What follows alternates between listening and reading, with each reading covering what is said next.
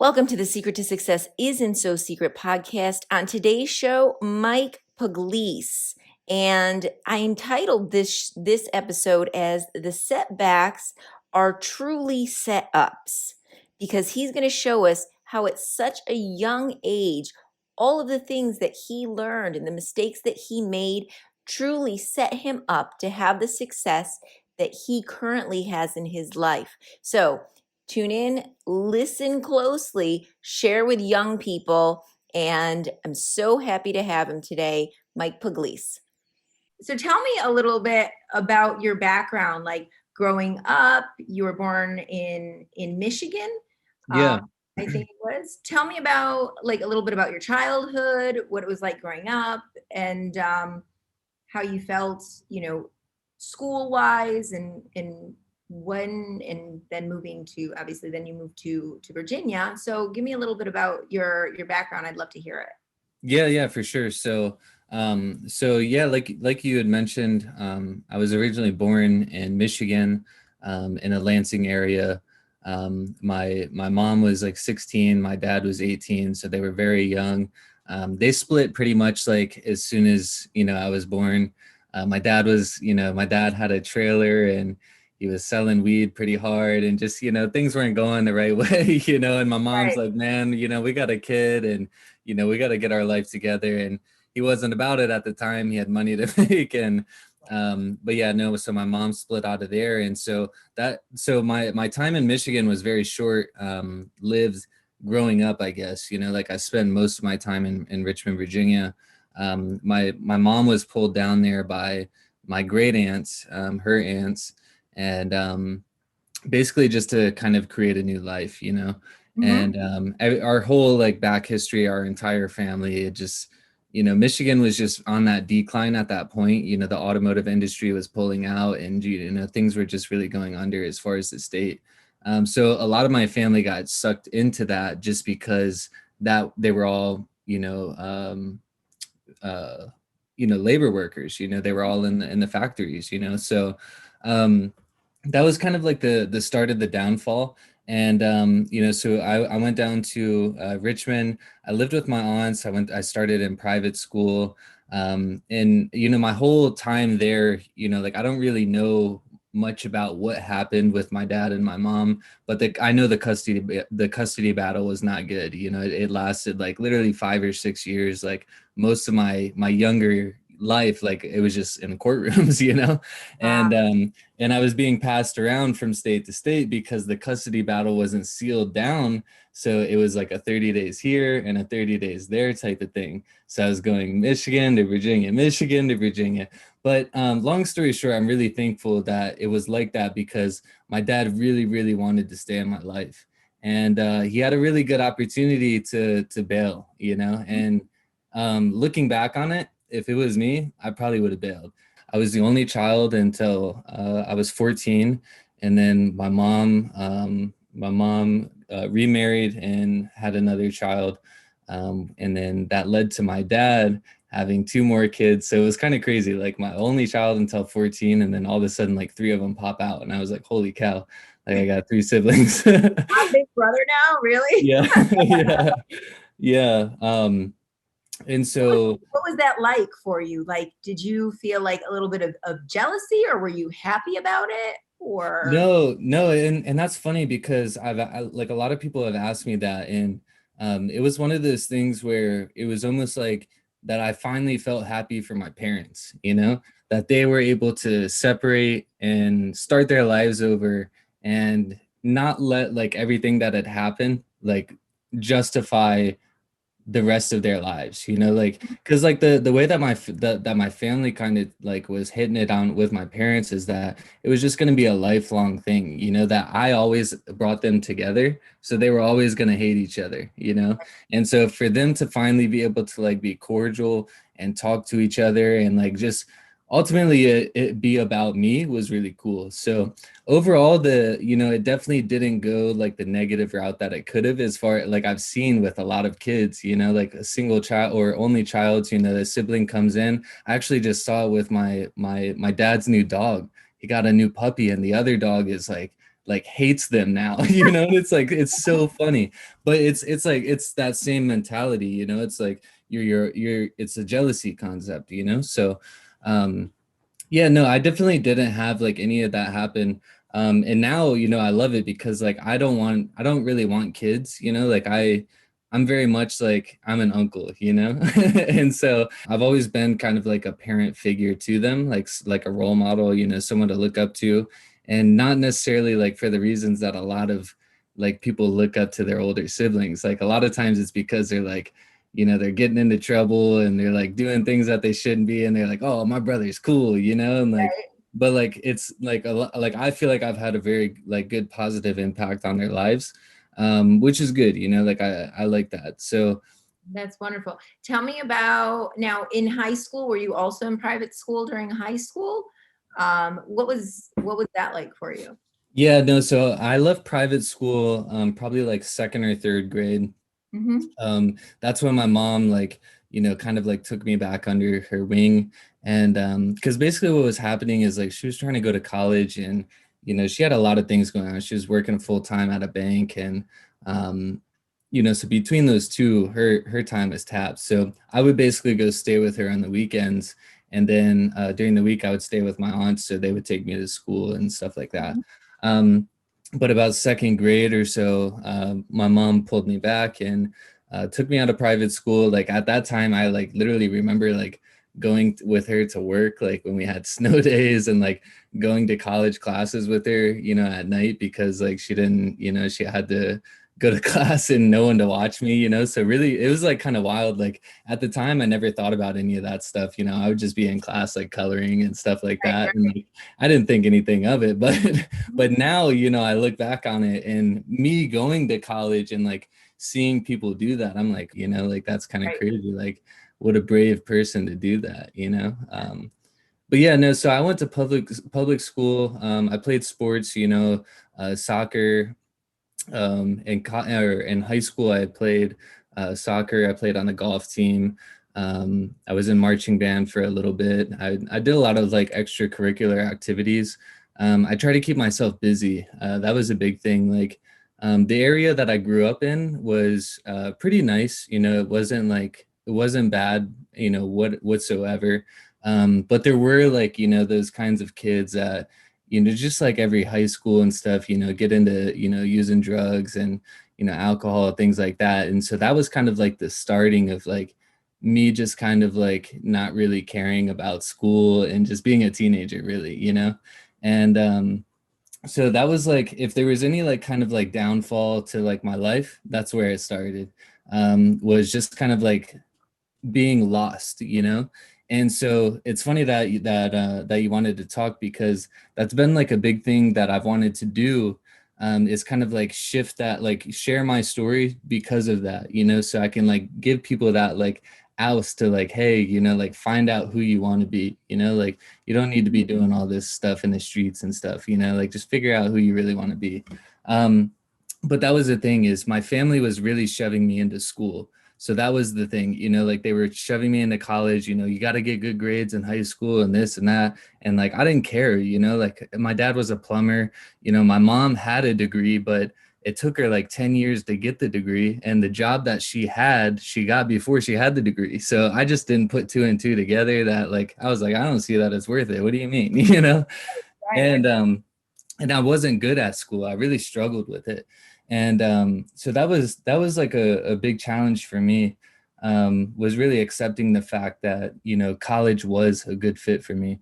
And then so because of that, you know, I didn't really like you know, choose college for what I should have choosed it for. You know, I went to Coastal Carolina. Like at the time it was the number one party school in the country. Like I mean, it was Is that why you chose yeah, it? long story short, I didn't go there for school, you know. So but there was a lot of things that helped me out get there. It helped me get there. Like, you know, I got in-state tuition because I could study marine science, and you know, Virginia didn't offer a marine science program. And you know, I really loved the water. You know, I loved the surf. I loved to dive and spearfish, and you know, just love the water. Like grew up going to the Caribbean every winter.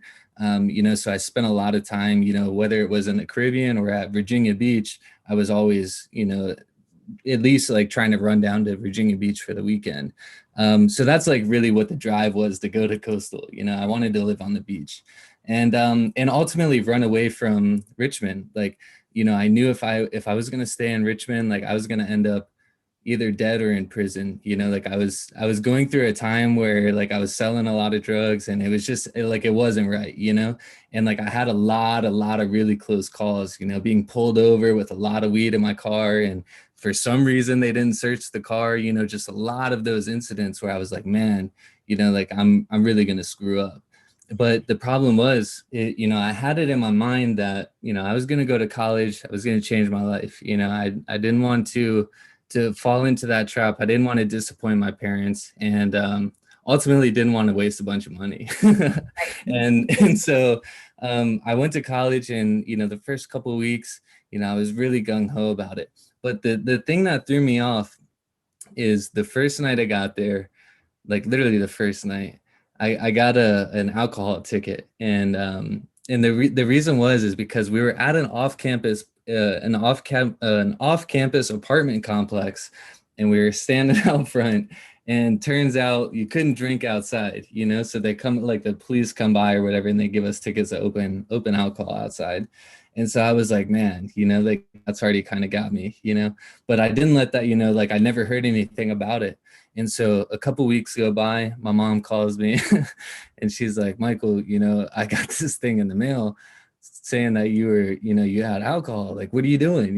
Like, and you could tell, she was just really, really pissed. She was really upset with me. And so at that point, I was just like, man, I'm already screwing up, like what the heck? And I hadn't even been there for a semester, like, at this point. And so when she had called me, I had already had another write up. So like she was calling me about the first one and hadn't even got the second one, and so I'm just like really thinking, like, dude, what am I doing, And so long story short, that just, it was like just straight down a hill. And I ended up getting arrested at the end of the first semester for a possession charge. And so that got me suspended, and I came back home, and at the time my mom was going through a divorce, and there was just a lot of things going on. And so I came back home, lived with my mom for like 6 months, got a job, at the golf course that I worked at in high school. And that was like a real big turnaround right there, because it was the first like eye-opening experience that I had, like that I'm not invisible, like that like I can get in trouble, because previously, like I was mentioning, I had all these incidents happen where I had like close run-ins, but nothing ever happened, and my mom never caught me doing anything in high school. I was a very good kid because my mom was very, very strict. Like I'd never wanted to do anything because I knew she was going to kill me, Right. But yeah, so that was kind of like the first like incident that got me tied up. Yeah. Going back to high school, because then I want to, going back to high school, what was the catalyst that got you into drugs? Yeah, so I think it actually all started, like with tobacco. Not smoking cigarettes. I actually started like chewing tobacco. Mhm. And so I hung out with like not like redneck kids, but country kids. Like Right. where we lived was like on the outskirts of the suburbs. So, like we had kids that went to our school that had farms and all kinds of shit, So Mhm. it was a very like we also had like a little bit of city school, city life stuff, and then we had like the farmers, Right, Um, right. but so I always hung out with those guys. I love to go run around their property, and it was just a blast. They had go-karts, and like they raced stock cars, and it was just a lot of fun. But being tied around them, like a lot of them like were into chewing tobacco and smoking cigarettes, and they were just kind of rebels, like they Right. were just kind of like, we don't really care about this like other life that's going on the other side of these city limits, like this is our life over here. I think I was probably like 14 or 15. I would say probably 15. It was like sophomore year of high school. And we were in my neighborhood actually. We weren't out on the farms or anything.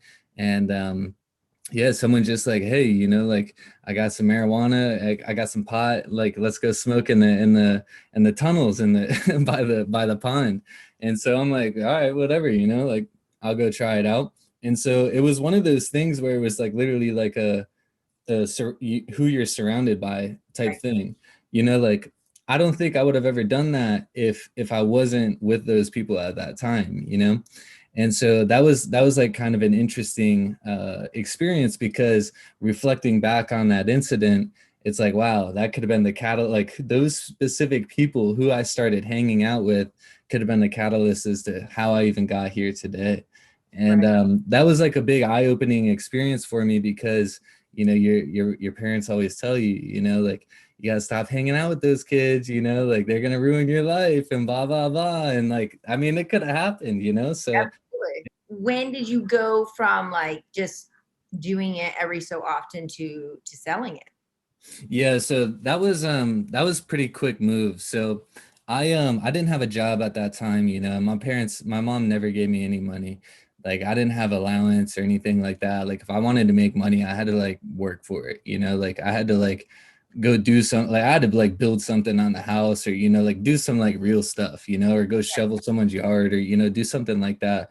Like there wasn't like a, hey mom, like I want to go eat with my friends tonight, it's going to be $10. She would be like, no, like, do you have $10? No. Okay, then you're not going, so that was kind of the thing, is like, but it's kind of funny because like out of all those guys that I like sold weed with, I'm the only one that like got into like business.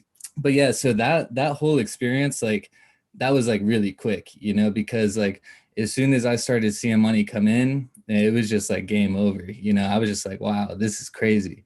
And I got a job. I ended up getting a job at the golf course because I wanted, I had all this money coming in. I wanted to go like buy new shoes and stuff like that, but like I couldn't do that because my mom would be like, well, where'd the money come from? Like how'd you do that? And she was already like questioning me about like, how are you like getting food, and like, why aren't you hungry tonight? Like, did you not eat dinner? Like, what do you mean? Like, what Right. do you mean you're not hungry? And like, I would have gone out to eat with my friends, so I didn't want to eat dinner. I'm like, I'm already full. Like, what do you mean?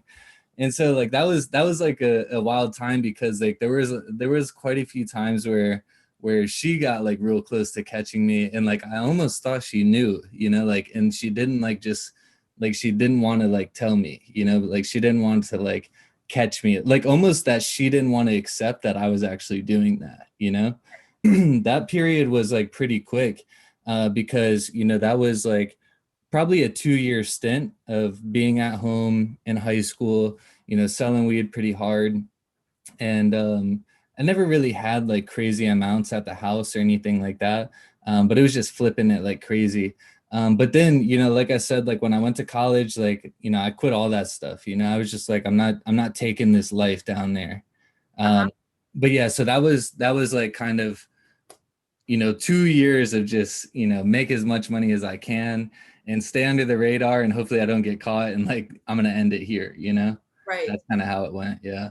And academically, like how did you feel or how are you doing in school? Like were you just getting by or just, Yeah. So, and you're talking about high school, right? yeah. Yeah, so in high school, my freshman and sophomore year, I was very, very focused on, I gotta do amazing in school so I can get a good go to a good college. I really wanted to go to Virginia Tech.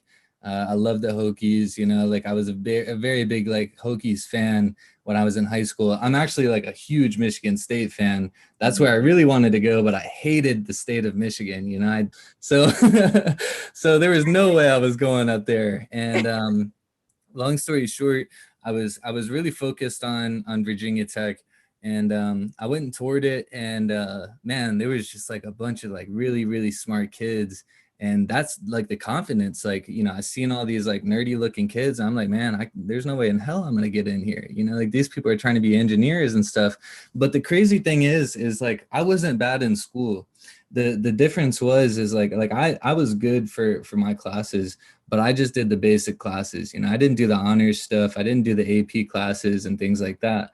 And so that's what kind of set me up for failure as far as the schools I wanted to get into, because a big school like Virginia Tech, that's all they cared about. They wanted to see how you did on AP classes, and like those were college level classes. They didn't care about what you were doing in your high school class. So the fact that I didn't try and do AP classes, even though I had the ability to, is what kind of like threw them off of me, because it was just like a prestigious thing. They were like, why didn't you even apply? And it's like, well, I didn't want to.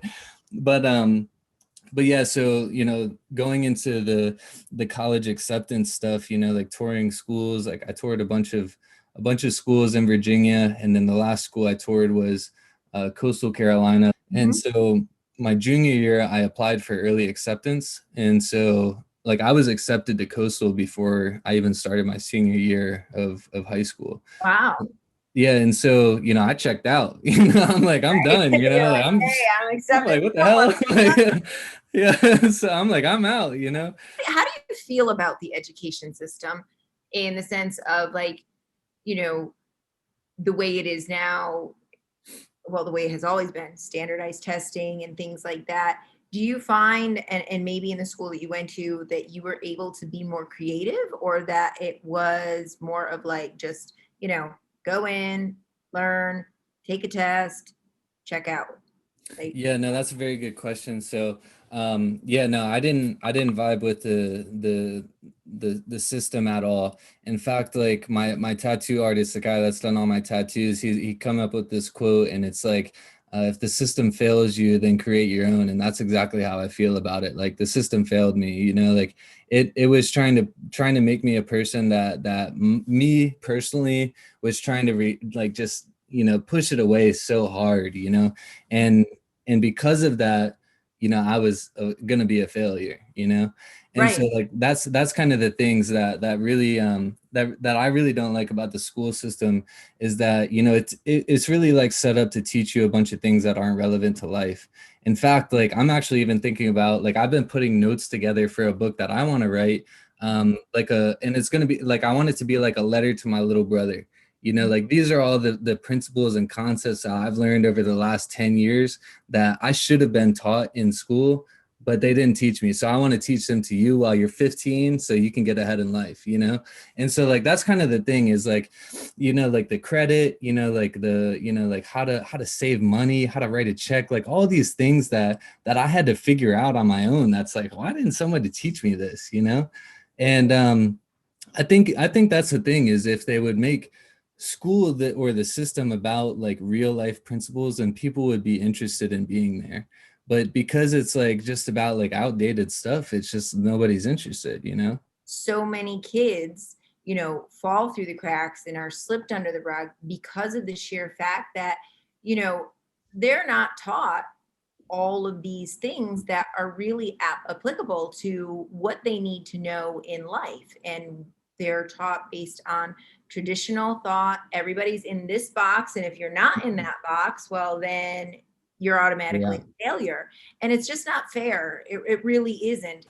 Yeah, I think I really think, like, I always like kind of joke, like, they're creating us to be sheep, like that's kind of how it is, and like in reality, like, if they talked about, like how to like identify like your why, like you were saying, and stuff like that, you probably have a lot less of these kids too that are just like in school just stuck. Like I see so many kids like in my brother's classes and stuff, and man, they just look like they're just lost, like they have no idea what's going on. They have no social skills. It's like, it's terrible, and Mhm. like with the pandemic, and at how kids are with video games now, it's just becoming worse and worse. Like, when I was a kid, like, man, when the neighborhood lights came on, that's when we had to be home, and like when the neighborhood lights went off, we could go outside in the morning, like that's how we like, we're outside all day every day, like my little brother doesn't even go out, like he just plays video games. But I think that's like, those are like a lot of things that need to be addressed, like,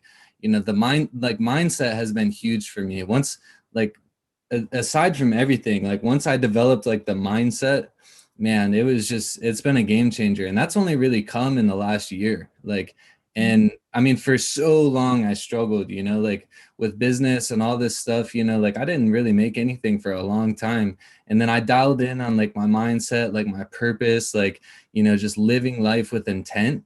And everything just started to really, really flow together, like it was crazy. And even now, like thinking on it, I'm like, wow, this is still crazy that this is actually happening. But that's like what I really can like delegate that to or dedicate that to is like the mindset, and like just me kind of like programming as to like what I want in life, but that's like what I feel like kids miss out on is like they come into school, they're forced into school, college and things like this, and just to like live a life for someone else most of the times, like that's how it was for me. I was in college living a life for my parents, that's what they wanted me to do. It wasn't what I wanted to do. Right. And I think that's a really key point there, because a lot of times what we're doing is we're doing what society tells us, or what our parents want us to do, and we're not really making the choices for ourselves. No, some of us, it's okay for, but if you think that's probably 1/3 that it's okay for, but 2/3 of people don't end up, that's why when you think about it, only 5 to 8% of people are truly successful. And then you define success and it's like, well, what is it? And nowadays a lot of young people are like, think that success is merely being famous or celebrity or having lots of cars and lots of money. And mind you, that's great. However, if you're not happy and you have all of those things and you're still not happy, I mean, for me, I personally think that success is waking up every day doing something that you love. And if you can make money doing it, then that's even better, Yep. so I think that's something that really needs to be taught, and that's what really needs to be done in school. And I think it's frustrating as well for teachers, because I think all teachers go in with this idea that they're gonna change lives and do stuff, and then they get in and then they're like, well, you have to teach to a test, you know Yeah. and your effectiveness is based on what your test scores are at the end of the year. And Yeah. it's like all of the love and the passion after all that time, ends up going away, because then they don't even want to be in it, because then they're not even motivated anymore. So you're Yep. trying to, they're in there, kids aren't motivated. Many of teachers aren't motivated anymore because the love of it is gone.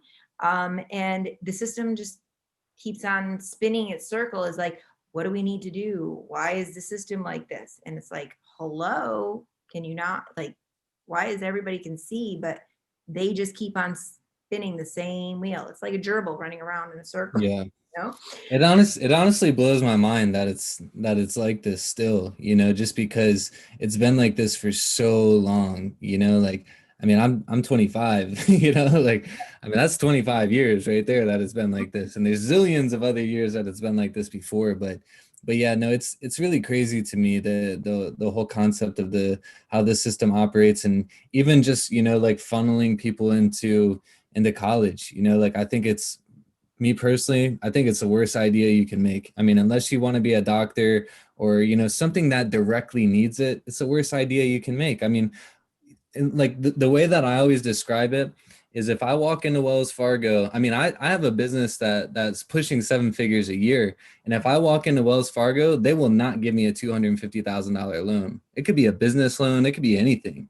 They don't care, but I could walk into Wells Fargo and ask for $250,000 for student loans. They'd be like, oh yeah, no problem.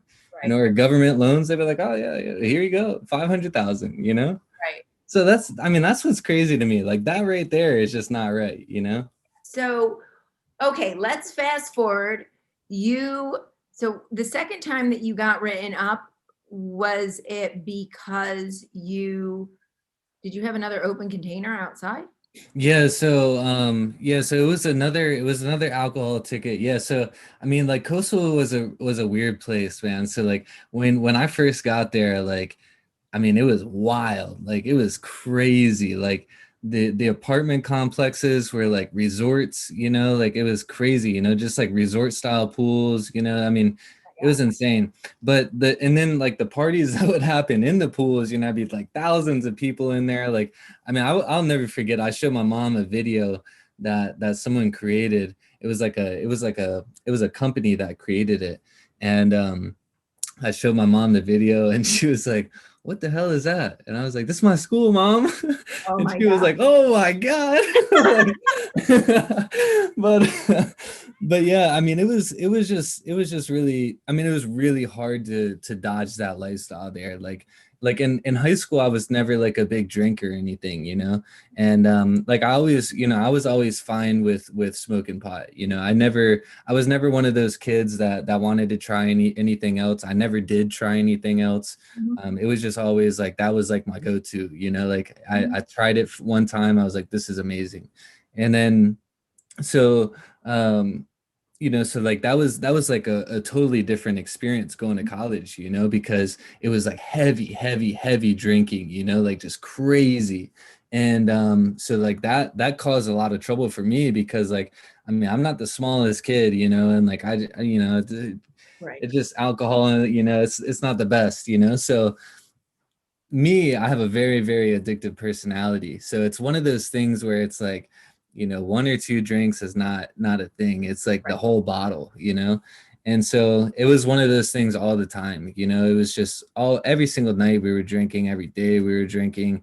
And so it was really hard to dodge, you know, like not getting written up for possession of alcohol, you know, Right. on a dry campus. But yeah, so that's how that happened. And then after that, you know, it was crazy because I just completely like, you know, I came back to school for the second semester, or I mean, after I gotten suspended, and you know, just completely changed everything. You know, like I was like kind of like getting into entrepreneurship and personal development, and like completely like 360 my life. You know, the only thing that was still kind of holding me back remotely was like my roommates in college.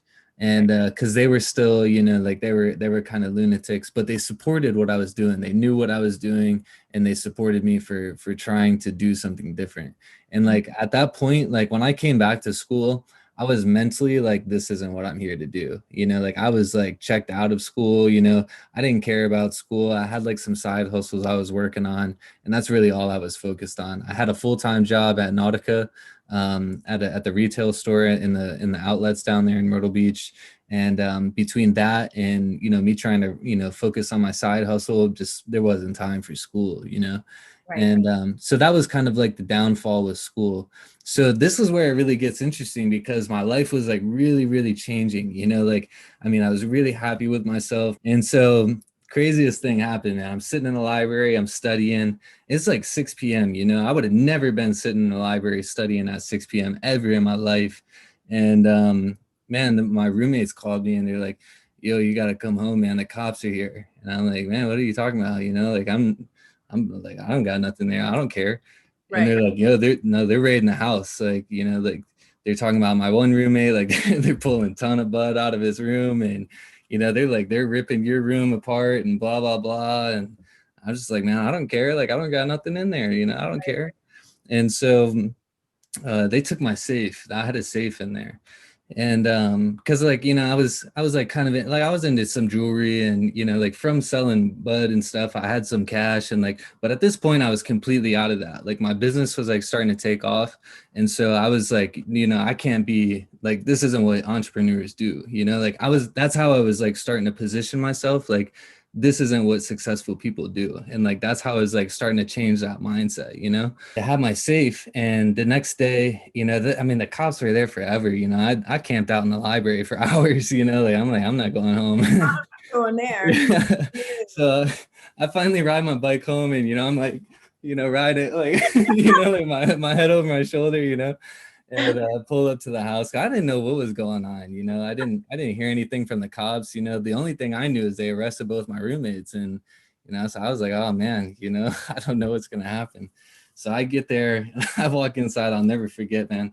There must have been like 15 pieces of paper, like just spread out across the table. And it was like all the inventory that they had taken out of the house.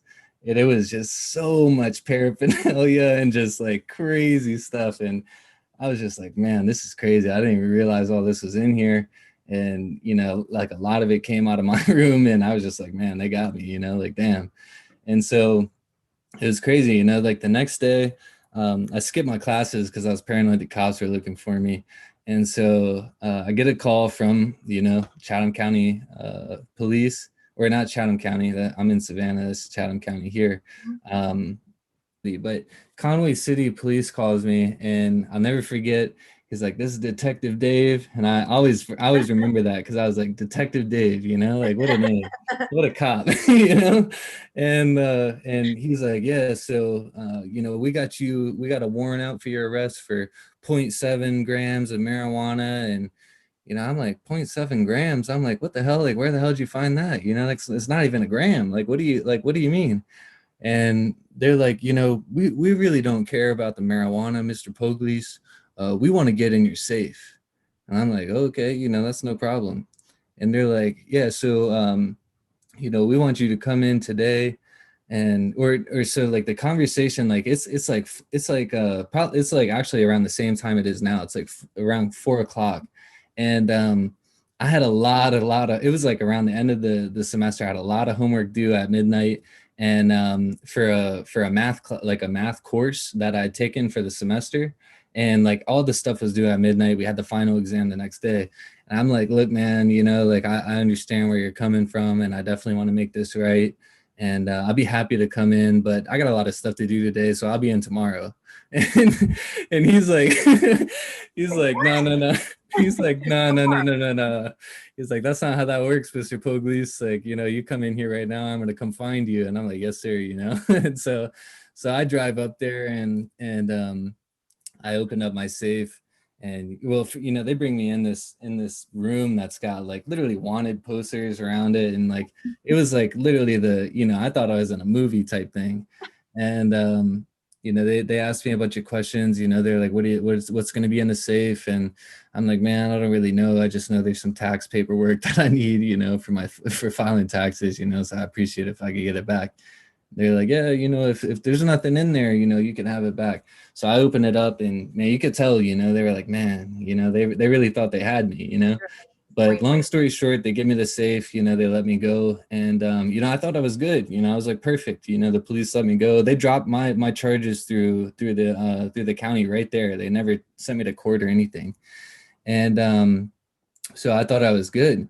And it's the end of the semester, so like 2 days later, I get an email from the dean. And I'm like, man, what the hell? Like, this was off campus, campus police didn't come, I'm like, what the hell is going on? And so the dean wants to meet with me. I'm like, perfect. So I go in there to meet with them. I super positive. I never even flinched about it. Didn't even tell my mom because that's how confident I was that the meeting was going to be fine. I was like, I don't even care. And so I go in there, and my roommates are like, man, you want me to come in and just be a witness, just so that way if they try and say some stuff about you being involved, I can just be like, yo, he's got nothing to do with it type of thing. And I'm like, nah, man, I don't even care. It's not even going to be that serious. And because I was relying on the courts. I was like, they already dropped it. They don't care. And so I go in there, and they're like, man, 3 strikes, you're out. And so I literally did that. Like, I chuckled just like that. And I was like, you got to be joking, right? And they're like, no, we told you, the last time that you got written up, which was 3 years prior. So for 3 years, I was fine. And they're like, we told you the last time you got written up that it was going to be it. And here it is, this is it. And so, I'm like, man, like I've been good for 3 years. Like, I don't get it, like, the court system dropped it. They didn't even, they just wanted me to come in and open up the safe. And, so I'm like trying to plead with them, right there. And he's like, I don't know, you can appeal it. And I'm like, okay, so let me get the appeal forms or whatever. They're like, oh no, it'll come in the mail. And so like the reason I'm sharing this is because it goes back to the system, you know, it goes back to the system, because like I was fine, like they gave me the 3 strikes, you're out type thing. That's fine. Yeah, I had yep, that was me. But the third one, even I told myself, like, if it doesn't get dropped in court, it's fine. I'll own up to it. I'll do what they need me to do. That's fine. but I didn't even go to court. They were just like, no, it's done. They ripped up the tickets. They're like, no, it's done. And so that really ticked me off with the school. But at this time you were a junior. You were finishing your junior Yeah. year? Yeah. Yeah. And this was the second semester of my junior year. Yeah. And so, I was just mind blown because I was like, man, I haven't gotten in trouble in 3 years, like you guys, told me to take that semester off. I came back, I had no run-ins, everything's been fine. I don't get it, and You're doing they well. denied my appeal and everything. They didn't even care. And so after that, I started really thinking about, you know, my actions like the prior years, and I kept thinking about how I was telling my mom that I wasn't meant to be here. And so I was like, I finally like just kind of thought about it. I was like, man, I manifested that, like I just really wasn't meant to be in school, and like that was like the universe, whoever it was, just like, hey, you're not supposed to be here right now. Move on with your life. But after that, I mean, I had a breakout year that year. Like that was like the biggest year of my life. Like still to this day, business wise, like was the biggest year of my life. And that was like a while ago now. But so it's So kind of take me to crazy. that. Take me to that moment. You leave, you're like, oh my God, I can't even believe this is happening. And then I saw a video on YouTube of you that you were like, I'm 21 and, I quit my job and I made $1,500 in a week. And, I can't remember the name of the company. Is that where it started? Yeah, it was like trading Bitcoin actually. Oh, But yeah, no, that's exactly where it started. And yeah, no, so I had the job at Nautica. Um when I got expelled, I called my boss. I'm like, I quit, and I was managing the store at that point.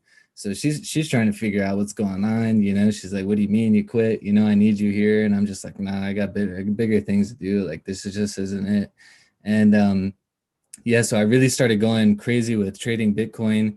The way that I was trading it is I was like buying like 20 to 50 Bitcoins, and then I would sell like a Bitcoin to this guy, a Bitcoin to that guy, a Bitcoin to this guy. So it was like, it's crazy because it's the same concept behind like selling weed, like you buy like an ounce and you sell like eighths and quarters and, right, right, right. so like that was like kind of the crazy thing. And that's like how I connected it, like that's how I kind of figured it out. It was like, well, if I can buy it bulk for a cheaper rate and just sell it for a higher rate for, The these smaller. littler guys, that's fine. But yeah, no, I mean, I was making like $200 to $500 a day. Like it was nothing. And, it was the most money I ever made in my life. I'm 21 years old and I'm going to the bars and I'm buying everybody shots, it's a grand old time. But that was the thing, like I really let the money get to me, the ego get to me, like the materialistic lifestyle, living for other people. And like that was like a real big like time in my life where I was like really, really depressed. It was like because every action I did was to try and impress somebody else. Mhm. And if I had low days or slow days in my business, I would get scared like, I'm not going to be able to, show this lifestyle off. I'm not going to be able to show this off. I'm not going to have the things I want.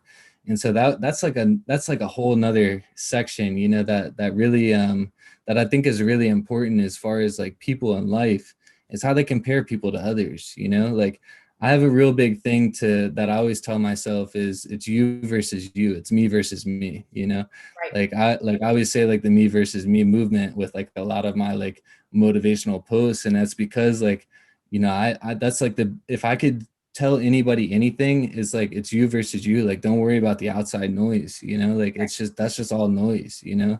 And man, if I could have like really understood that back then, man, I would have so much more money right now. but Not but doing bad for yourself. I mean, so I mean, that's really important though, that, the me versus me. And I always do it in this sense because you always have the blah blah blah, whether it's in your head or somebody else. And I always say to myself, if nobody else was around, if I didn't have to worry about what other people thought, what would I actually do?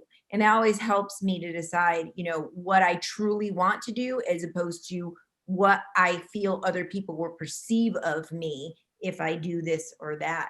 So where did the mindset change? How did that change? It's interesting that you asked me that, because I was thinking about this the other day. I was talking to my grandma and she was asking me the same thing. And I was like, man, I really don't know, like because she, my little cousin's kind of going through some rough times and Mm-hmm. some similar things. And she was like asking me like, how did you make the switch? And because he is kind of at that point where he doesn't like realize that's what's happening to him, that like, he's like what I was, like a couple years ago. But but I don't know. I mean, I think like the biggest thing was for me was like when the business went under, I just kind of realized that nobody really cared, like nobody cared that my business went under. Nobody really cared that I was making all that money at one point, and that was like a really big thing for me to accept, is that nobody cared. Nobody cared how I thought, how I felt, like nobody cared if I was upset that my business crashed, like, and that was a real big thing to accept. And for a long time, like that's something that I've been telling myself. It's like, nobody cares, man. Like if you're tired this morning, you don't want to wake, nobody cares, like this reality, nobody cares, Well, um, I think the right people care, yeah. you and know, and yeah. but I And think so in that sense though, like here you are, you're up here and you're getting attention and whatever, and it's feeding that instant gratification, that dopamine yep, that's coming in and all of that stuff. And then all of a sudden, you come down and then you're just like, who was really by my side? And those people exactly. that were really by your side in the beginning are the ones that really care about you. And those Yep. that just flock to you because of what you had in that moment. It really made me realize that nobody really cared if I had the money or not, like they weren't accepting me for me. It was Right. because of that status that I was at. And yeah, and that was a really big thing. And I think that like downward spiral was kind of like what got me to that point to really try and figure out what I wanted, because I quickly realized that I didn't want to please anybody else anymore, like I realized that wasn't my purpose, like I didn't care about that because they didn't care about me, Right. and and so like that was like like I've always really been into, like reading like the personal development stuff, like I said, but it was almost like a real big drive to go after the fitness side of things. Mhm. And I honestly think that that's where it really changed, is because I started to realize that the fitness changed the like the effects that I was having from working out like crazy every day. And I started following this guy, Corey Gregory, and his Instagram name is Corey G Fitness if you want to look him up. But he's got a company called Max Effort Muscle. And I was like trying to figure out like workout programs. I was trying all these different things. I was really skinny, and just trying to like get a little bit bigger. And so this was like after I'd been expelled and all this stuff had gone on. And like at that point I'd really like decided that I was done drinking. And so for me, like looking at my body, how I had changed it negatively from drinking, that's like how I was going to tell myself that I was really done from it, is I was going to change it positively, the way I wanted it. And so I really tried to like figure out like workouts and nutrition and all this stuff, and I was totally lost. Like I worked out for like a year, had no results, like nothing really changed. And I come across this guy, Corey G, and that's where I really started to understand like a lot of business principles, a lot of mindset principles. And like he had a podcast called Business and Biceps. He was just putting out a lot of content that I resonated with, like he was talking about like how he struggled, as a coal miner, and just, how he hated life, and just a lot of things that like I could resonate with at that time. And so I just like, like I like worshiped him, like everything that he said to do, I was like, I'm doing it, So when he was talking about reading the books, and you got to wake up at 3:30 in the morning, 4 in the morning, you got to push yourself. I live that, like I was like, man, this guy is like crazy, and like I love it. But the thing is like I got a totally different feeling from operating like that. It was like this like feeling of like fulfillment, of purpose, of intent, like just waking up every single morning, like just ready to freaking crush it.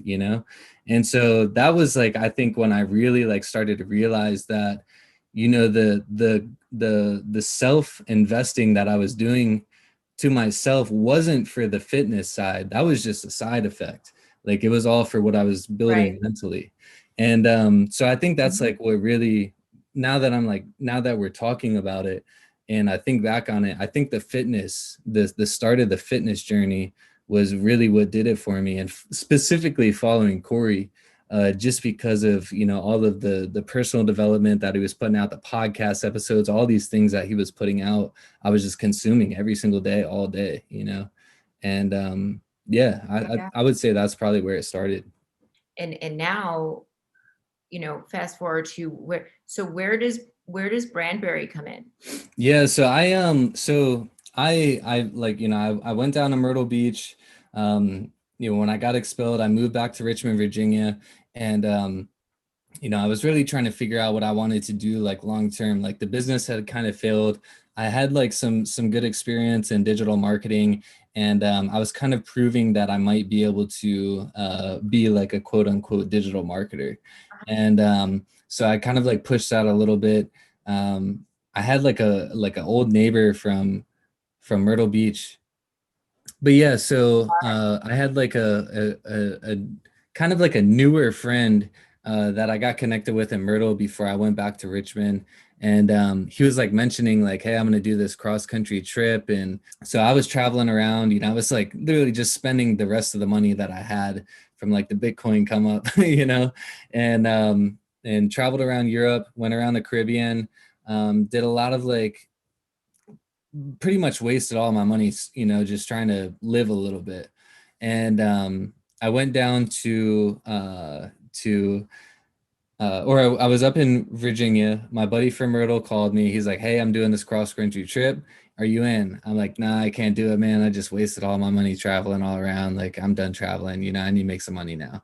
And probably like an hour passed by. I called him back. I'm like, "Hey, where do I need to fly to meet you? Like I'm in."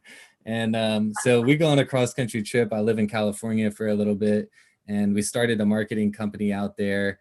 And that's kind of like how I got into the digital marketing space.